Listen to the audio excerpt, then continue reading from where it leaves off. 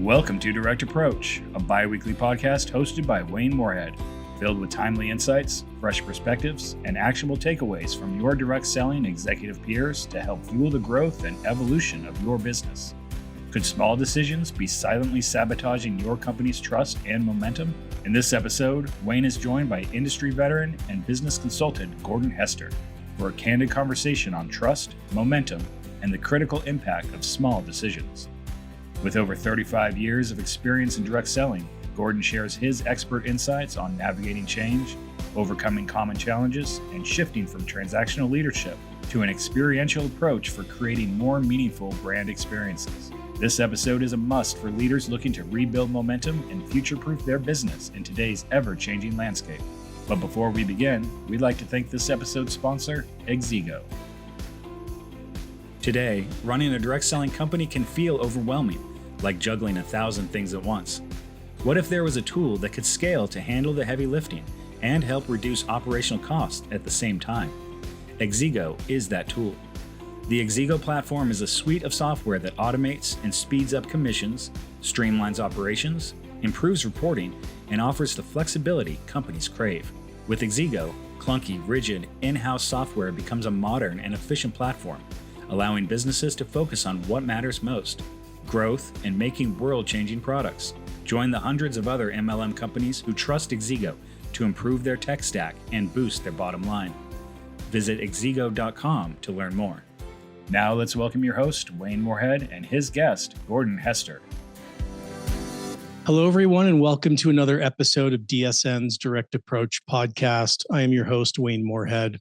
And today's guest you're all familiar with. He is a direct selling veteran, lecturer, consultant, and author with over 3 decades of experience in the channel. He's currently advising and consulting companies on driving growth and momentum in today's ever-changing direct selling landscape. I'm excited to once again welcome Gordon Hester, industry expert and consultant. The rate of change that's happening across channels, across categories, across customer segments and industries is really unlike anything we've seen before, which again is why we know 2025 is going to be such an exciting time for us. And the speed at which these changes are happening, we know is only going to continue to increase. So during this dynamic time, it's more important than ever for our companies to partner even more closely with our brand partners and distributors to maintain that trust. If you lose trust, you lose momentum. And once you lose momentum, it's very difficult to regain. And unfortunately, a company can be forced to make some pretty drastic decisions because of all this change, because of the decision, because of that loss of trust. So let's dig in a little bit and go through some of the elements, what might seem like seemingly small decisions that we as companies make.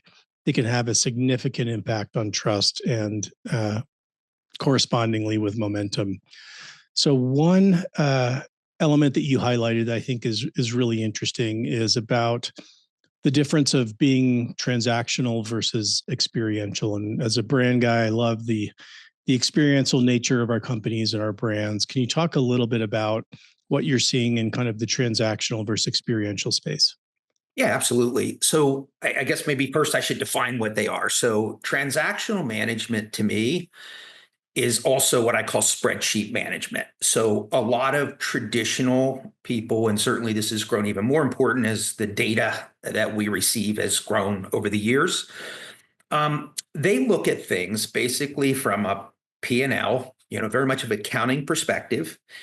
However, when they make decisions, especially when it comes to like right sizing, what gets lost is any understanding of how that decision affects people.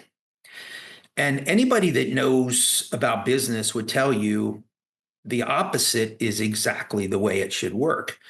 What is business about? It's about the experiences people have with your brand. If people aren't having good experiences, they're going to go somewhere else. So experiential to me is understanding that we're in the experience game. And with that, there are really kind of 5 things you focus on with that. Are the experiences, your clients, your audience, is it positive for them? So often where we see trust lost is when the experiences become negative and they pile up. And you got to think of just engagement in anything is really the triumph of hope over experience. So hope is just your belief system. It comes from your experiences. So if they're positive, it builds that hope capital, because not all things are positive in life, as we know. The other thing is meaningful. And that's really about the amount of emotional connection you have to something. So the more there's a deep meaning to something for somebody, the more likelihood they're going to engage. And then experiences create hope. It is critical that you confirm hope.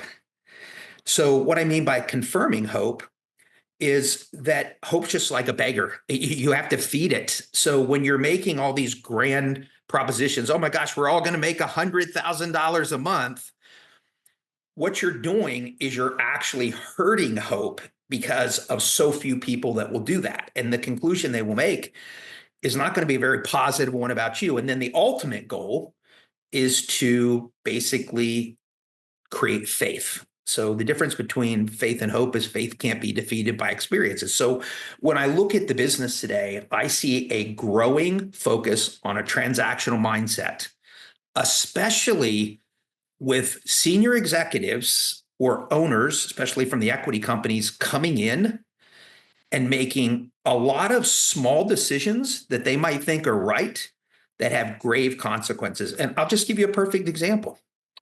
If I look at one of the common strategies I see today that's causing a lack of trust, it's omnichannel. So, a traditional person will come in and be like, oh, diversification. We need to be selling here, here, here, and here, because that's how diversification works. What they don't understand is the minute you start competing against your field, you're going to lose the trust of your field to some degree. If you don't lose the trust, you'll lose their engagement. So business won't move forward. So the sad thing is they're not looking at that from a branding perspective. That's the way I would look at it. Of course, I want to be visible everywhere.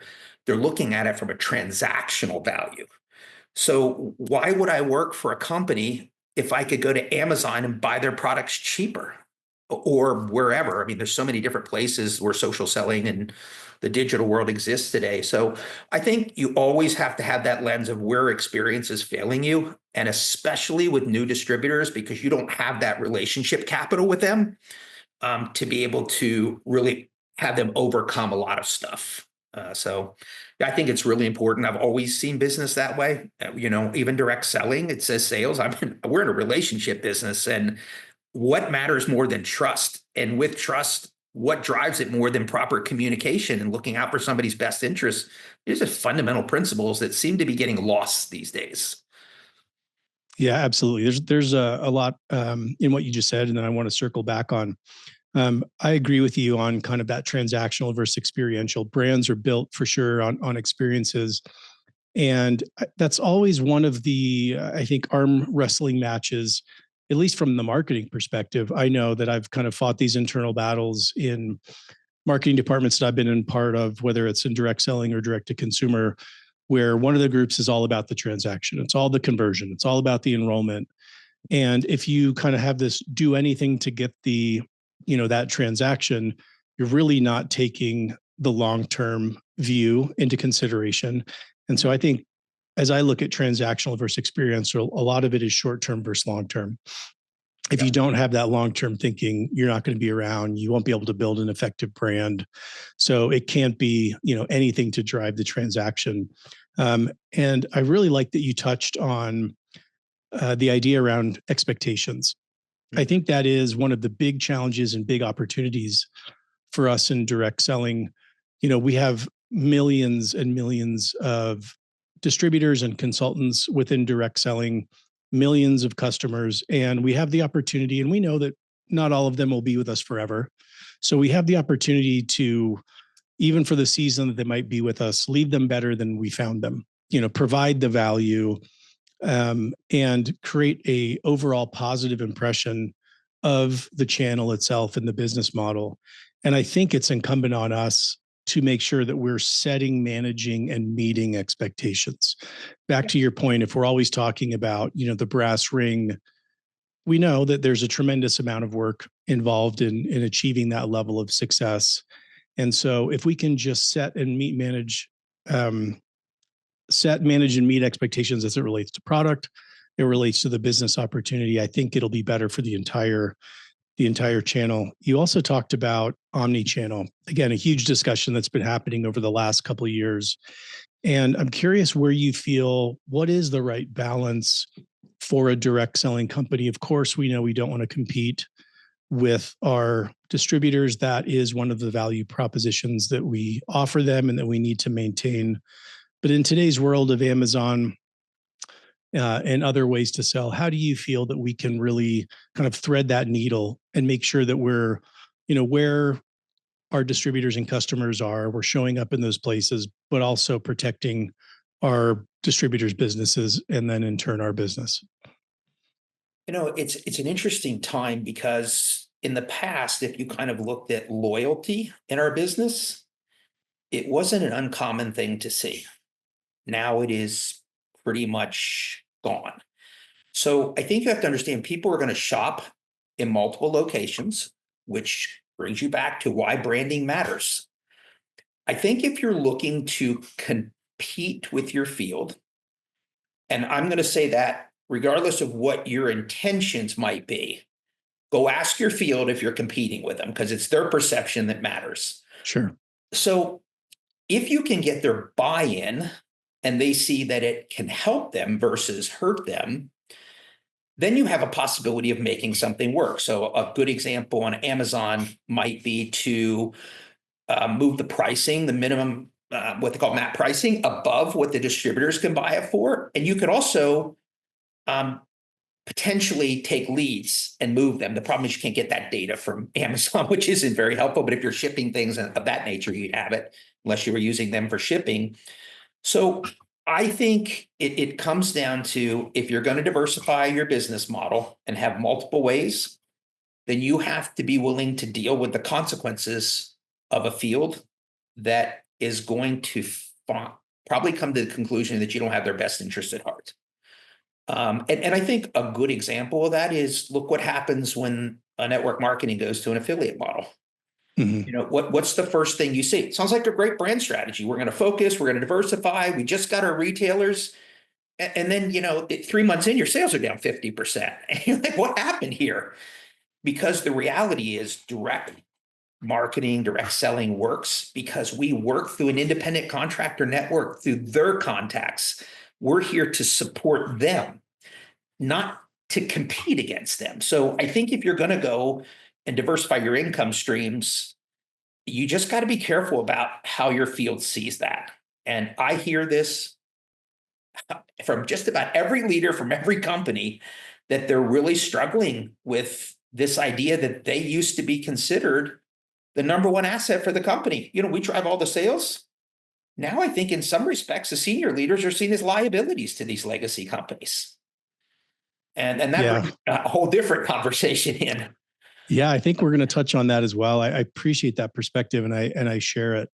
It is vital that as we look at potential other platforms or channels to sell through, that we do it really with the mindset of protecting the distributors' businesses, protecting the brand, and also communicating that effectively. And your example of Amazon, I think, was spot on. There's right ways to do that, and there's very wrong ways to do that. That will really disrupt and hurt the field and break that trust. And to your point, if you're going to do something like Amazon, at least for us in direct selling, it's a defensive strategy. It's not about additional revenue. It's about protecting the price point, protecting their business, and protecting the brand. But if we don't bring the field along and communicate effectively that is the intent, even to the point of showing examples and things, then it can, really create a lot of damage in the trust with the field. So I think great perspective. I think on the omnichannel, it goes back to something you mentioned earlier, which are these small decisions. If I'm sitting in a boardroom and we're trying to figure out how to drive more sales, why don't we go to Amazon? Everybody's on Amazon. And you justify a decision without looking through three key lenses. What's the effect in the short term? What's the effect in the midterm? And what's the long-term effect on all those in our culture? So when your lens is just short term, look what I can do today, then you don't pay attention to the other side until it slaps you in the face, until you receive a consequence. So I think the reason small decisions keep causing issues with people is because they don't think beyond the moment of that decision and how things will affect anything other than what they want to believe. They don't take other inputs. There's no collaboration on this. So it makes for a challenging environment with anything to do with omnichannel. It does. And I think that leads us to another one of your elements that is a contributing factor to what you just described. These small decisions that are made in boardrooms or offices by people that not only at times are only looking at the short term, but might not have the full perspective and experience within direct selling. And namely, bringing in people into corporate leadership roles that don't understand or to their credit, maybe don't have the experience necessary to be operating in a direct selling company and making such significant decisions. Can you share a little bit more about that? Yeah, I think it is very dangerous to have an ultimate decision maker that does not understand our industry. And what makes it more dangerous is when they think they know, and therefore they're not going to listen to other people. So I think that that's a dangerous way of thinking, and most of the mistakes I see were not well thought out with the right people around the table. I should have my leaders around the table. I should have my corporate sales team, my marketing team, my tech team. All these pieces have to be in place to make a good decision. And with that decision, you have to be prepared to measure the success of that at each level. So if I'm looking at doing a short-term decision, okay, so let's go with the Amazon example. And I'm going to give this a year. Okay, so how do I judge the success or failure of that in a year? Because it's just not setting it up. How are your field fees? Or is it driving the sales you need? Have your costs and margins been affected by it? Like, there's all these other things that come into play. So I just really think it's about sometimes not being so agile or quick to jump on a decision. And I also find that the people jumping on these decisions not only do not understand our industry, but I would say even worse, they don't really think they have to understand our industry. Mm-hmm. They kind of just think, okay, everybody will do what we say because we're in charge. And they're kind of in a lead role, when in reality, our whole business model is a support role, not a lead role. Our job is to build a culture that can impact people. And it's that simple. And when you get away from that and all the relationship pieces and things that these decisions are being made. And I will say one other thing about these decisions. When I look at them, I'm like, do you not understand the fundamentals of our business? Like, it's so far away from what anybody should be doing. So you got to hope that in time, they expand the depth of their thinking around their small decisions, or maybe even more important, get the right people in the room to have a deeper perspective on how these decisions impact all those in your audience, your avatar in a sense. Yeah, absolutely. I loved that you talked about we are distributor driven and supported by all of us in the corporate world and not vice versa. And I think too, the importance of having the right people with the right experience, the right understanding.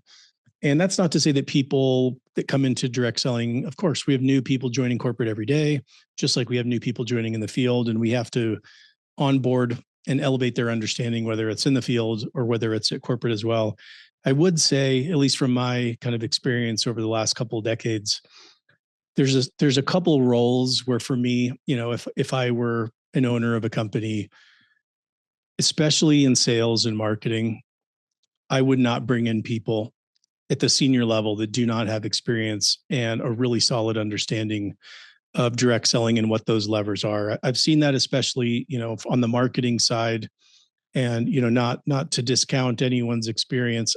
I think maybe I've only seen one, maybe two CMOs that came in from the outside and then come into direct selling that have really been able to get it and stay and succeed and become amazing contributors at their companies.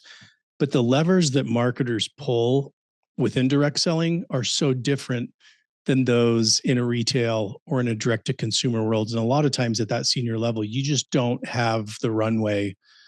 You don't have 2 years to figure it all out. You are making those little decisions, within a couple months of being in those roles. So for me, especially, you can bring in, a great CFO, you can bring in a great head of IT, a great general counsel that maybe doesn't have a ton of experience in the channel, but those, especially sales and then drafting off that marketing, you've got to have people that get it. Yeah, and I always tell newer people that don't have the experience, and obviously we've been doing this a long time, that not only should you get somebody to help you compress that time, but you can't really wait for that to happen. Right. So timing becomes critically important. And I also think that, with these executives, I don't believe you can understand our business unless you've been in the trenches with distributors. I think it would be interesting if a company that started said, your first month is going to be interacting with our distributors, and we're going to send you to some events, because unless you see it, you're not going to understand it. Look at the kind of financial right sizing as with events. Everybody's pulling back on events. And, when you talk to a transactional person, they're like, well, we don't see the ROI on the event. No, that's because you're measuring it at the moment of the event, not understanding the whole point of the event is a carryover effect. It's a momentum starter and a momentum driver. You only see it as a cost. And this is where it becomes really dangerous, because the decisions that are made are truly cost cutting, but not effective cost cutting. Like, how do we streamline to better support the field, to better support the marketing and revenue side of things? It just kind of isn't that kind of focus, at least in my experience. Yeah, I agree. There's a couple of things I want to circle back on there as well. So you talked about the importance of having a field-facing role, and I know I learned that very acutely early on in my direct selling career, and just from a career development standpoint. To anyone who's listening, if you haven't had the opportunity to be in a field-facing role, I think it is vital to really understand and be able to walk in the shoes of field leaders and distributors that are moving through the ranks. I know my first direct selling company that I joined was a large, public, well-known direct selling company. I was in a fairly centralized corporate role in my first year, and then moved into the US market. So even though I was in the same building, on a different floor though, but focused on the US market, I feel like that's where I learned and really understood the distributor mindset and direct selling. I just feel like it's an invaluable learning experience. And for anyone, try to do anything you can from career development, at least to have a stint, in a market, in a field facing role. You touched on a couple more things, but on fundamentals, the importance of fundamentals with all of the new technology and innovations and bright, shiny objects. Do you feel that at times we have kind of lost focus on the fundamentals? Yeah, I think sometimes you get so involved in the solutions, you lose sight of the problem you're trying to solve. So when I look at fundamentals, I guess you could have a debate on what the fundamentals are, but to me, number one is prospecting, customer acquisition. At the end of the day, every sale occurs because somebody continues to buy a product or service from a direct selling company. It's just that simple. So customer acquisition always matters. So does customer retention. Same thing on the distributor side. Recruiting, sponsorship, bringing in new potential distributors is important. But what's really important is to develop relationships. It's the engagement piece. So if I don't have part two of the customer, which is retention, and part two of the distributor engagement, what I do is I churn and I live and die by new business. So I kind of think those two are the fundamentals. The other one to me is brand awareness. So there's four: customer acquisition, customer retention, distributor acquisition, distributor engagement, and then brand visibility. And this goes kind of almost back to what we were talking about with the omnichannel. I don't know why any company, if they determine who their avatar was, wouldn't try to figure out where they were and how to be visible with them and have strategies to do that. So those are the three. I think you could go into, personal development and some other aspects of the business. But if you look at those five things, they're timeless. how they are practiced, the tools that we use to do that are not there. I mean, I remember in the early days when I built with classified ads. I don't even know if they have classified ads that aren't on Indeed or Robert Half are these agencies. So today it's much more the online side of the business that's moving. But I also think it's been a big part of the challenge for companies trying to figure out how all this works, because in traditional, you don't have the restrictions that you have in direct selling. So it makes it much more complicated. Can I run ads, or is the field going to look like I can compete? I'm not going to let them do things because I need to control our brand. All these things become more challenging because in a sense you have to be a brand within the brand, but you have to protect the mothership at all times. So those are my fundamentals. So when I see people looking at things, I don't see them tying back to these fundamentals. I feel like they're just searching for a magic dust or a pill they can take, and all things just are heaven again. And I don't see it. Change is always a process. The only part of a change that's an event is the decision to make it. Other than that, it's always a process. Absolutely. That's so great. Thank you for sharing that. So another area where we as companies tend to potentially stub our toes as it relates to field trust is around compensation plan changes. And a couple DSUs ago, it was great hearing Heather Chastain talk about the need for these continual small compensation plan changes, even just to condition the field that, this is evolving. It's a living, breathing thing. But oftentimes we can go too far and these changes can be too dramatic. Can you talk about some of the impact that you've seen when companies approach changes to the compensation structure? What used to be the blueprint for a network marketing company in particular was out of every dollar of sales, 15 cents was going to cost of goods sold, 15 cents was going to operations. I could make a 20% EBITDA and pay out 50% of my commissions. So what changed? Everything. So cost of goods sold, supply chain, all the competition, everything kind of has driven up. So that cost has went up. At the same time, heavy margins, which we tend to have in network marketing, become a challenge to go after end consumers when there's so many similar products in the marketplace. Operationally, when it used to be 15%, we did a study at the DSA, I think it was 2 years ago, where just the tech expense, the average was 8%, and the bigger companies were spending 15 to 18% of their sales. So where that side of the house used to be 30%, it's significantly more now. So I understand why people are looking for operational efficiency into cutting those costs. However, when sales decline, then right sizing follows. It seems like at some point the conversation becomes our payout is too large because it can't be 50%. It needs to be kind of 35% for us to be profitable and to be able to invest and to grow, which is not an uncommon level of payout. But then you have the bigger problem. Well, if we're going to cut it to 35%, who are we taking it from? And the answer is the legacy leaders, because ultimately they want to shift more money to the retail front, which is a really smart thing to do because, direct selling is a part-time army. There are exceptions, but it's a part-time army. So when I shift money there and they'd be more successful, that's the whole affiliate thinking. But I do think some of it is, gosh, we're at a point now where I can't get the leaders to get the sales going.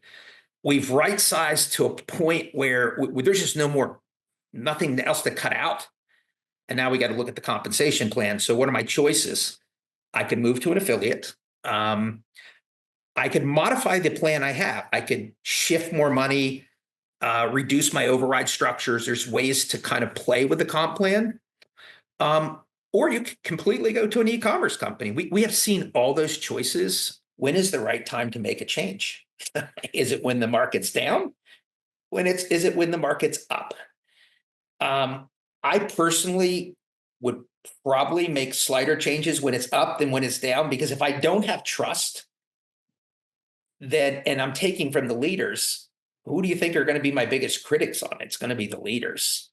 And then the other thing is, when you talk about shifting toward performance, if you were to look at what I call the base, so what makes up the base of a company? Customers, I'll think of it as a house.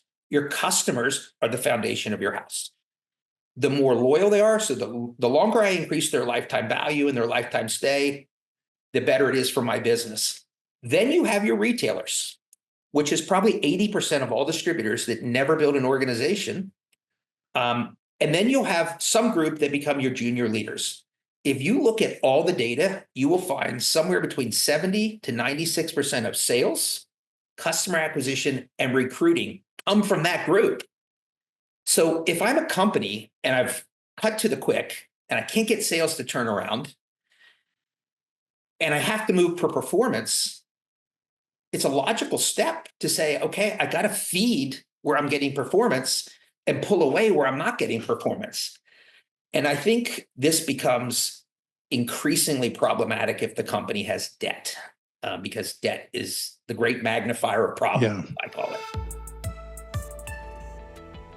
Are you ready to revolutionize the way your direct selling company accesses industry insights? Introducing the DSN Library Smart Search, an AI-powered tool that puts over 2,000 curated assets at your fingertips. From compensation trends to emerging markets, answers are just a click away. If you're already a DSN supporter, then you have access to Smart Search right now. If not, it's time to check out our updated program for 2025. Starting at just $1,000 per month, your entire company can get access to the channel's most comprehensive collection of education and insights available.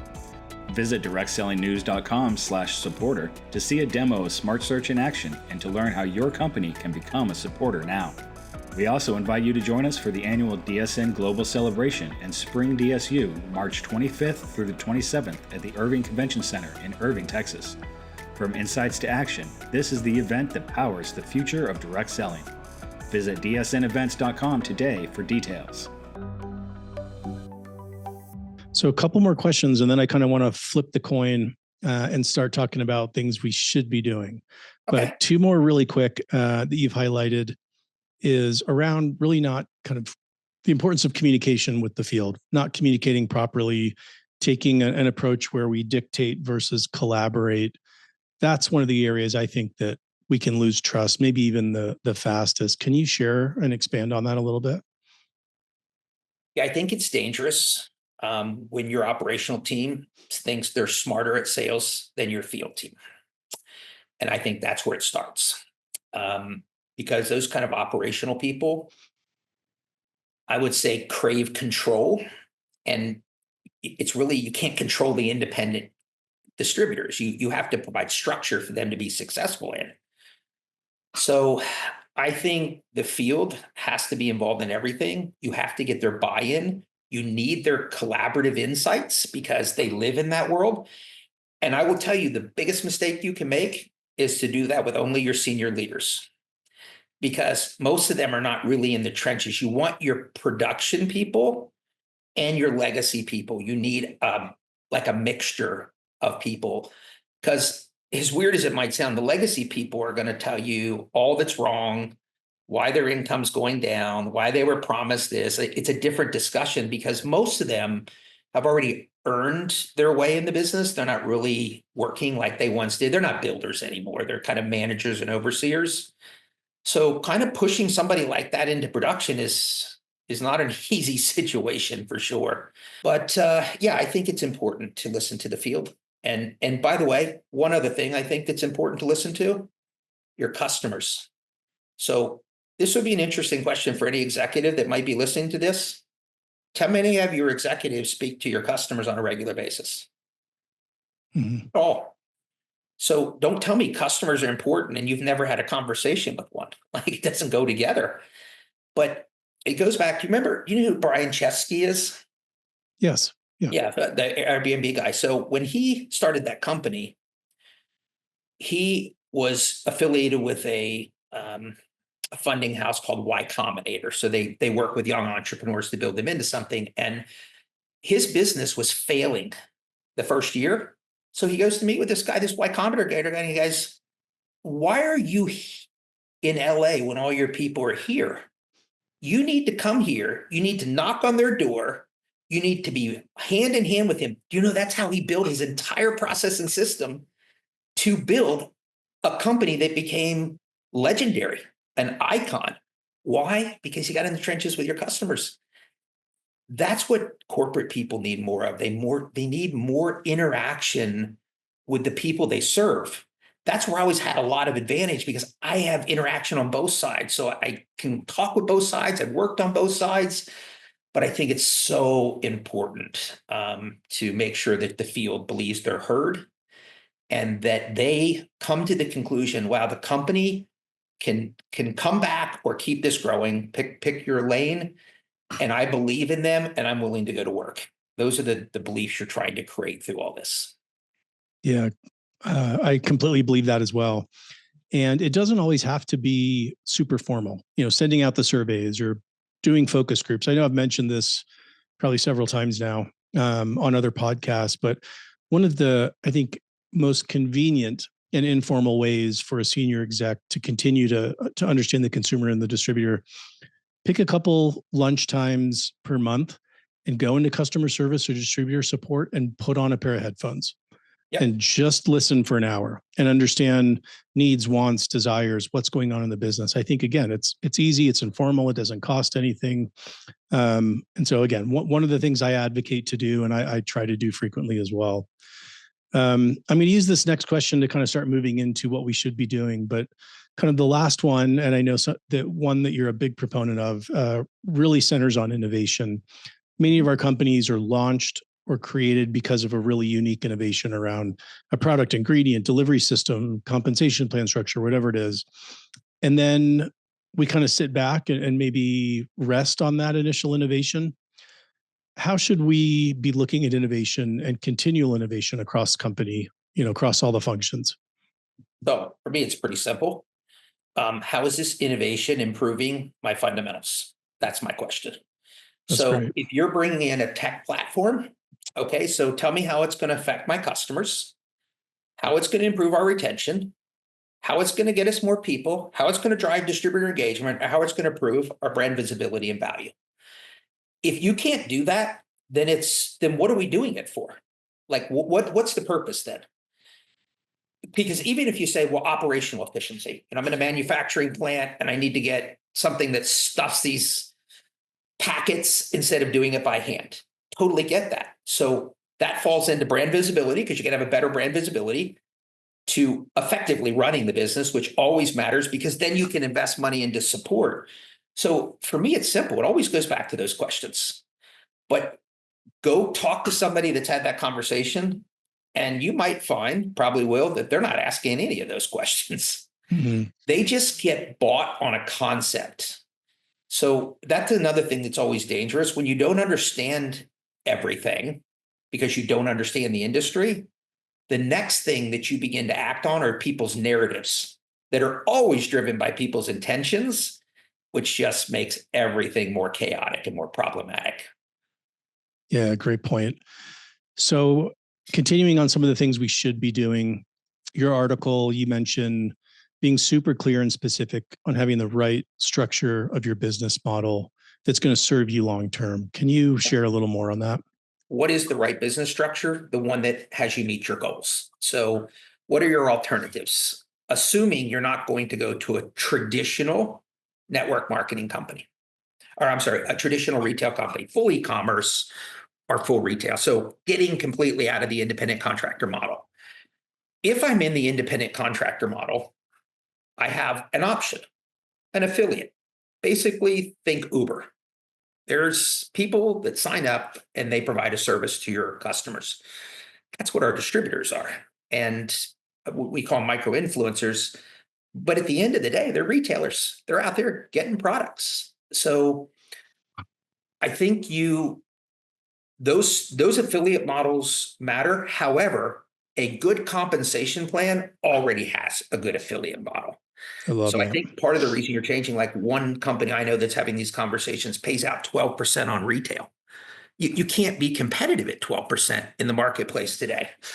The third is they're moving to, I guess what they're calling now, enhanced affiliates. So this idea that I can have the best of all worlds in that I could build an affiliate model but increase the payout based on the volume. So first 500, you get 15%. So in a sense, I can build a performance plan within that affiliate. Now, that's what I would call an advanced affiliate. The other thing you can do is call a super affiliate, which is if Uber allowed an Uber driver to get another driver, so a 2-level plan, so you can have at least some ability to build there and for people to earn more money and actually drive your customer acquisition and recruiting. And the other is network marketing. So what I have been seeing is people trying to figure out which one of these is best for us. And, and I think as sales have went down and the distributor side isn't necessarily producing the performance these companies need, they're just looking for alternatives. So what's the right model? The one that has you reach your goals. But I also think if you're eventually moving out of a network marketing model, which obviously we're seeing a lot of, you need to get abundantly clear on the probable issues that will come out of that decision. Sales will drop. You will create an army of brand terrorists. Those leaders won't leave the industry. They will go somewhere else and they will go after your people. These are just the realities of things. And with leaders moving all over the place these days, I think everybody's trying to figure that out. And I would never tell anybody that any specific one is right for them, because it's really about what your mindset is about the business, how you want to build it. But I will say, you can't build anything if you don't know what you want to be. So this is the start of it. If you're going to do something, then make a decision, build out the plan, and execute. I think the worst thing is uncertainty with the field. So if they sense things, if they keep seeing this happening to other companies, you better give them assurance that you care about them and you have their best interests at heart, or boy, by the time you decide to make this, the situation is going to be much, much worse. So I think it just depends on the company. Yeah, it is important to be really clear on the strategy, target audience for distributors and customers, and understand you can't be everything to everyone. Yeah. And I want to bring up one more thing about this. Please. If you're a company looking away from network marketing, the other thing you better look at is the community aspect of culture is the glue for direct selling. Just exactly what do you plan to lose is the glue to hold this together now? What is it you're going to do? Because if you don't do something to build the community, then all you are is an affiliate trying to get people to sell your product, but there's never connection of people. It's pretty much all driven digitally or through influencer campaigns. It's an entirely different world. And then I would ask them this other question. Whatever direction you're moving, do you have the expertise to be successful in that field? So if I'm going to go to an affiliate model and I'm going to go compete against e-commerce companies that have a whole slew of strategies to drive their business and are masterful at the customer game, whether it's acquisition or retention, well, you better pay attention to if you're stepping into waters you don't know how to swim in, and what is the potential risk of that. So I think sometimes it can be a process. You can make little changes to things and see if that adjusts them. But that was the other thing. Big changes cause big disruptions. So I think you just really got to be smart about what direction you're going, how you're going to communicate, and making sure you can get as many people on board before you execute anything. Absolutely. I love that you talked about community. It is definitely our greatest competitive advantage and differentiator from every other channel out there. And that can't be understated. So a couple more questions. What about being people-centric? I know you've touched on it a little bit. You talk about that we're in a people business. Yeah. Can you talk about the importance of that in managing the trust and momentum? So Wayne, you and I have been around a long time. And how long has the conversation been going opportunity-centric versus customer-centric? In both of those things, what is the foundation of direct selling? Relationships. So if you want to build relationships, unless I've lost any sense of how the world works, you do that through people. So whether you're opportunity-centric or customer-centric, what you need to be is people-centric. You need to focus on the experiences people are having with your staff, with your brand, with your products. That's what I mean by people-centric. And I think when you go back to that thinking, the other areas take care of themselves. Because I'll give you a classic example. When I talk to people that are having bad situations with their companies, the number one reason is poor communication. Now, if we're in a relationship business and all these people are getting poor communication, you got to ask yourself, do they not understand the value of communication or what the right communication is?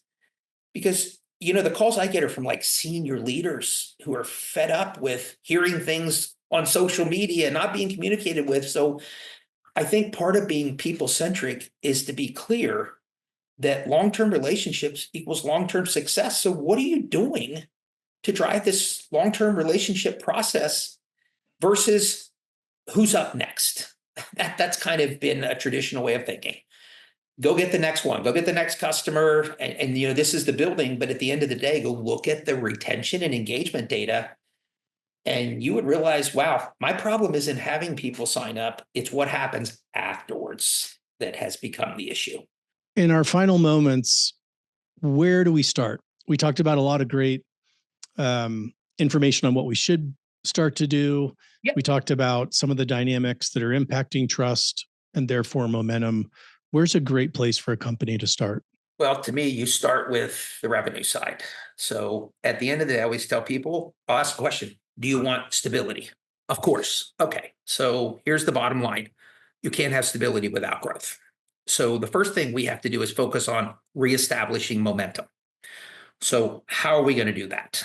Because if I can't increase sales, then just kind of quoting Reid Hoffman as an example, when he said, a startup's like jumping off a cliff, hoping you build an airplane before you hit the ground. I will tell you, there's a lot of companies who are in revenue decline and focused on too many other things. And that plane's going to hit the ground and it will not be a pretty sight. If you start increasing revenue, then you stop focusing on right sizing. You then can increase profitability to invest back into the business. I believe in my heart, after doing this for 35 years, that we are absolutely in a momentum business. If you have momentum, your goal is to keep it indefinitely. Then you go to the other side. If you've lost momentum, I remember having this conversation with somebody that we both know really well. And I said, I've been doing all this research and I can't find one company that has been down 2 years or more that has come back to new heights. And this person, I would say, is even more knowledgeable than I am on the industry.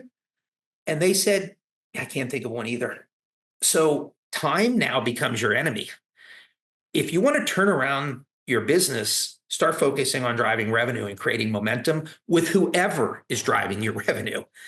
Lock arms with the performance-based distributors. Don't be sitting there listening to the complainers all day long, telling you all the things you're doing right, but that they have all the answers, but they never can bring you a plan or an execution. You just got to be smarter than that. So the second for me would be, if you have your business model, you better make sure you have the right people in the right chairs. Because often where I find the division aspect, so I think I mentioned this before, there's 3 cancers of business for me: entitlement, drama, and division. So where do I see the most division? At executives, tables, boardrooms, because you have people in there that are fighting for things that worked 30 years ago instead of listening to people that are doing well now. Or people coming in who have this transactional mindset we talked about and are prepared to make decisions without having any conversations about, is it the right decision? So I think you've always got to have the right people around the table. But I also, let me add one more thing to that. I think one of the factors to driving trust in our industry is continuity of relationships. So when I find companies like are constantly churning executives, that becomes very problematic over time because every time somebody comes in, you got to build new relationships with them. They're going to come in with their own ideas. They got to figure out how to acclimate to the culture. So that presents its own challenges. So your passion for the channel and the success of each of our different companies is super contagious. I always love chatting with you. You've been an incredible champion for the channel. And I know that you subscribe to the philosophy of, trying to rise all the ships together. So as you look out, I know you're super bullish and excited about direct selling. What are you most excited about as you look out over the next 5 years? Of what it can be if we evolve the right way. I believe that 5 years from now, there is going to be a defined blueprint that is very different than the past one. It'll still have the fundamentals, but how they are done is going to be different. And I think those that have sort of built that blueprint and proved it in the marketplace will be the leaders. And the companies that, the famous words I heard, I'm trying to think if I ever went to a consulting meeting and didn't hear this, but we've always done it that way. And how's that working?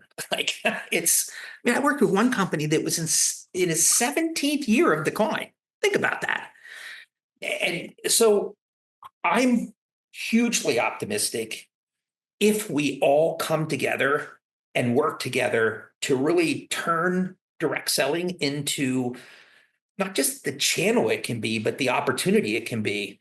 And I think for us to have a future, we have to remain optimistic about having a future.